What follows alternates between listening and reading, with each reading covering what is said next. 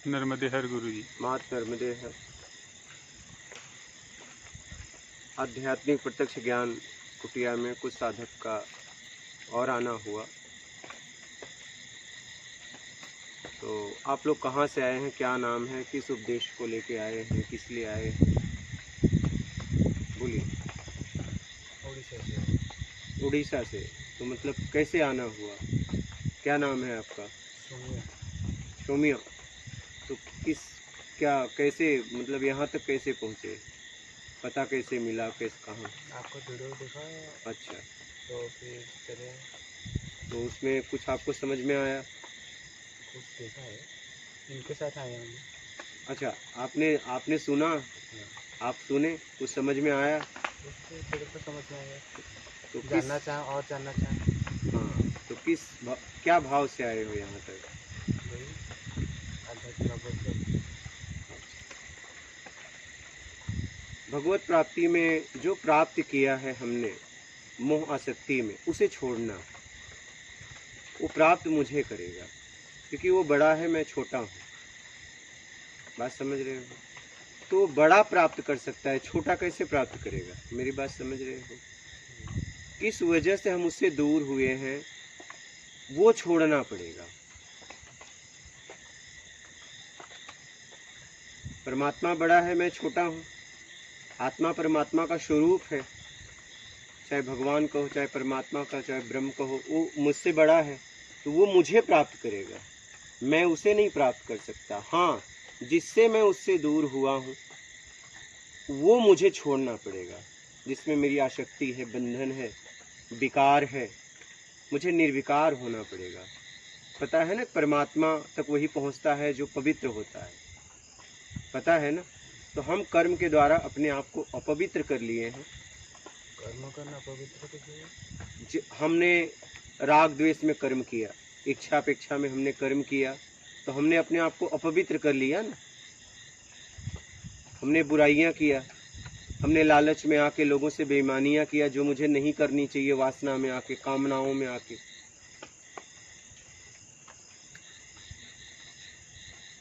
बात समझ रहे हैं? अब मैं अपवित्र हो गया, तो मुझे अब पवित्र होना पड़ेगा। मैंने धारणा बना ली है, विकार को धारण कर लिया है। अब बात समझ रहे हैं? भाषा समझ में आ रही ना हिंदी? हाँ, कोई संशय हो तो बोलना। तो अब मुझे पवित्र होना पड़ेगा। वो हम कर्म से हो सकते हैं। कैसे? कर्म से, क्योंकि कर्म करके हमने अपने आप को गंदा किया है, तो कर्म करके हम अपने आप को शुद्ध कर सकते हैं। आपने इतिहास पढ़ा है, तो आपने इतना तो पढ़ा होगा कि वहाँ वही पहुँचा है जो अपने आप को पवित्र किया है। सुना है या नहीं? तो बस अपने आप को पवित्र कैसे करो, उसके लिए काम करो। समझ गए? आप बोलिए, आपका परिचय। आपका साथ में आना हुआ, एक ही गांव से हो कि? थोड़ा दूर। अच्छा, दूर है। तो आपका क्या नाम है? मेरा नाम तांत्रिक है। तो मतलब आपको कैसे पता चला यहाँ का पता? यूट्यूब में देखते हैं। अच्छा, तो कुछ बात समझ में आई? थोड़ा समझ में। थोड़ा थोड़ा। हिंदी पूरा आता है कि नहीं? हाँ, आता है। तो यहाँ किस लिए आए? आप किस लिए आए? किस भाव को लेके आए? भाव तो जिस तरह से सहज सरल रहना होगा, उसी तरह से मैं कोशिश करना चाहता हूँ। एकदम सरल और सहज रहना है।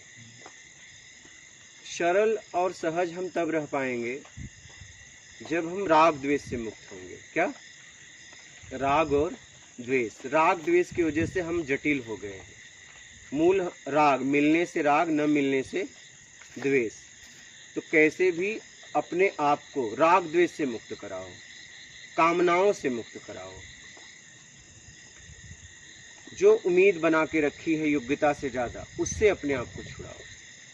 यहाँ पे किसी भी साधक के लिए रहने की, भोजन की निःशुल्क व्यवस्था है। आप लोग बिना संकोच का जब से चाहे तब तक रह सकते हैं।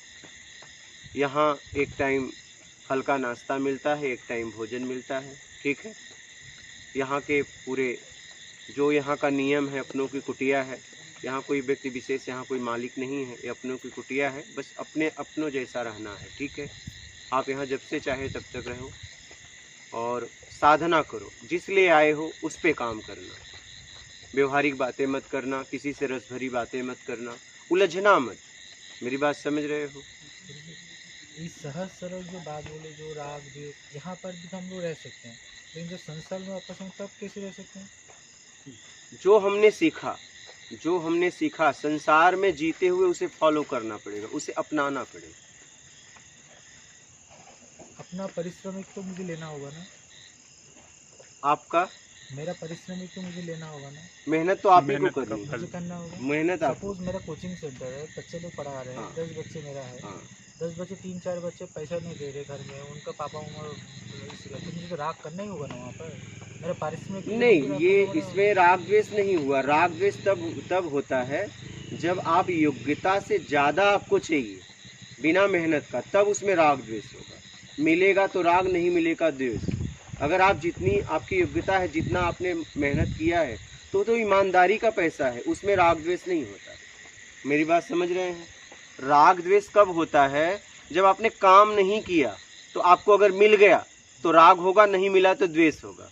अगर ऐसी कामना किए हो तो मेहनत के पैसे में, उसमें ईमानदारी से आप ले रहे हो, मेहनत का पैसा है, तो उसमें राग द्वेष नहीं होगा। जैसे कृष्ण भगवान ने अर्जुन को यही सिखाया। किसी हाँ, राग मतलब इसको सुन लो पहले। राग मतलब आप जो बोले, राग मतलब गुस्सा तो नहीं, राग मतलब लगाव, लगाओ, और द्वेष मतलब गुस्सा, ठीक है। तो गुस्सा तो करना ही पड़ेगा। सपोज मेरे वो गुस्सा नहीं होगा। गुस्सा तब होता है जब हम अधिकार से, मेरा अधिकार नहीं है तब मैं लूंगा, तब उस गुस्सा का मतलब है। और अगर मेरा लेने के लिए गुस्सा भी करना पड़े तो गुस्सा करो, वो गुस्सा नहीं है। यही इसी पे मैं आपको बोल रहा था। तो कृष्ण भगवान ने अर्जुन को यही समझाया कि अपना दो मत, किसी का छीनो मत। इसलिए तो युद्ध हुआ ना, इसे कहते हैं धर्म।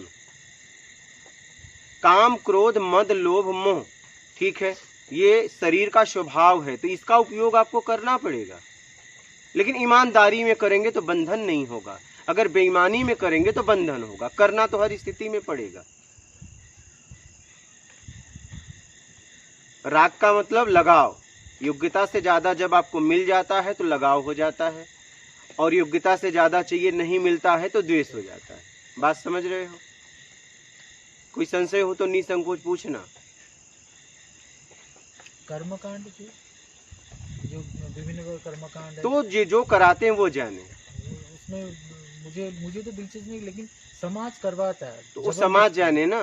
समाज मुझे जबरदस्ती करवाता है, वो समाज जाने। जहाँ जबरदस्ती करवाता है आप मत करो ना, उसके लिए स्वतंत्रता है ना। कोई आके घर पे दरवाजा ठोक के नहीं बोलता करो। हम अपने मान के लिए करते हैं, सम्मान के लिए करते हैं, वो अपने व्यक्तिगत जीवन है, व्यक्तिगत मामला है। मेरी बात समझ रहे हो? किसी को देखिए, अपने जीवन पे अपना अधिकार है, हम किसी को रोक नहीं सकते। क्या? किसी को रोक नहीं सकते, लेकिन मुझे कैसे जीना है ये मैं तय करूंगा। बात समझ रहे हो? लेकिन किसी को रोकने का अधिकार नहीं है, न तो मुझे प्रकृति से मिला है, ना तो संविधान से मिला है। मेरी बात समझ रहे हैं? इसलिए मुझे कैसे जीना है वो देख लो, वो तय कर लो। बात समझ रहे हैं? आप कैसे मुक्ति से मोक्ष तक बढ़ोगे वो देख लो। आप कैसे जीवन में सत्कर्म कर सकते हो वो देख लो। आपका जीवन कैसे अच्छा होगा वो देखो। आप समाज के लिए क्या कर सकते हो वो करो, क्योंकि हमारा अधिकार व्यक्तिगत मुझ पे तो है। बात समझ रहे हो? और जहां तक मेरा अधिकार है वहां तक काम करोगे तो उलझोगे नहीं। अगर और ज्यादा काम करना है तो उस लायक बनो, धन से, तन से, ज्ञान से, तब आपकी लोग बात सुनेंगे। और अगर आप तीनों के लायक नहीं हो तो आप बोलोगे, आपकी कोई बात ही नहीं सुनेगा, घर वाले भी नहीं सुनेंगे। मेरी बात समझ रहे हैं? सामर्थ्यवान बनो, अपने आप को उस स्थिति पे खड़ा करो कि अगर आप बोलो तो लोग उसे अपनाएं। इसके लिए आपको ताकतवर बनना पड़ेगा। अगर समाज में बदलाव करना है तो आपको स्वयं ताकतवर बनना पड़ेगा, धन से, तन से और ज्ञान से, तब आपकी बात लोग सुनेंगे। और आपके अंदर अगर ताकत नहीं है तो सही भी बात करोगे तो कोई नहीं सुनेगा। मेरी बात समझ रहे हैं? और आपके पास ताकत है तो गलत भी बोलोगे तो लोग सुनेंगे। जैसे समाज में दो तरह के लोग होते हैं, एक गरीब एक अमीर। गरीब दारू पी के जाता है तो उसे बेवड़ा कहते हैं, और अमीर को दरवाजे पे बुला के हाथ जोड़ के पिलाते हैं और कहते हैं फिर आना। मेरी बात समझ रहे हैं? दारू इसने भी पी, दारू उसने भी पी। एक के लिए दारू रईस हो गया, एक के लिए बेवड़ा हो गया। बात समझ रहे हैं? इसलिए सामर्थ्यवान बनिए। अगर जगत में कुछ काम करना है, समाज में परिवर्तन लाना है, तो आपको योग्य बनना पड़ेगा। बातों से बात नहीं बनेगी, कोई आपका बात ही नहीं सुनेगा, घर वाले तक नहीं सुनेंगे, बाहर की तो छोड़ दो। ताकतवर बने। अगर आपको समाज में बदलाव करना है तो ताकतवर बने, और फिर देखो काम करो, आपकी लोग सुनेंगे।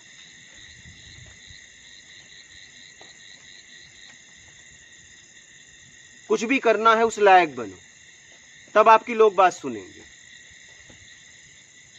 अगर लायक नहीं हो तो सही भी कहोगे तो भी नहीं कोई सुनेगा। मेरी बात समझ रहे हैं? ताकतवर बनो। बोलिए। ताकतवर बनेंगे तो, लेकिन उससे आध्यात्मिक तरफ कैसे मुड़ेंगे वही प्रश्न है। कोई बात नहीं, ईमानदारी से ताकतवर बनो ना। जरूरी नहीं कि बेईमानी से ही ताकतवर बना जाता है।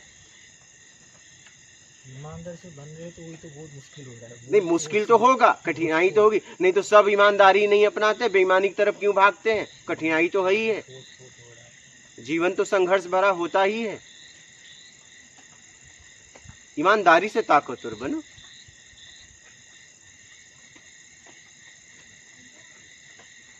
बात समझ रहे हो? एक ताकतवर, एक समर्पण भाव, कौन सा अच्छा है?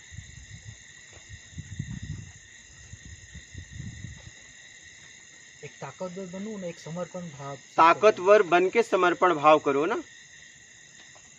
समर्पण भाव में ताकतवर आता है क्या जी? क्यों नहीं आता?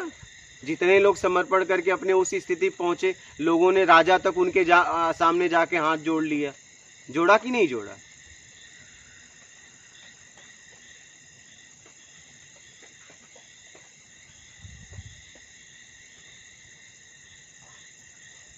बात समझ गए? ठीक है। मात नर्मदे, सामर्थ्यवान बने।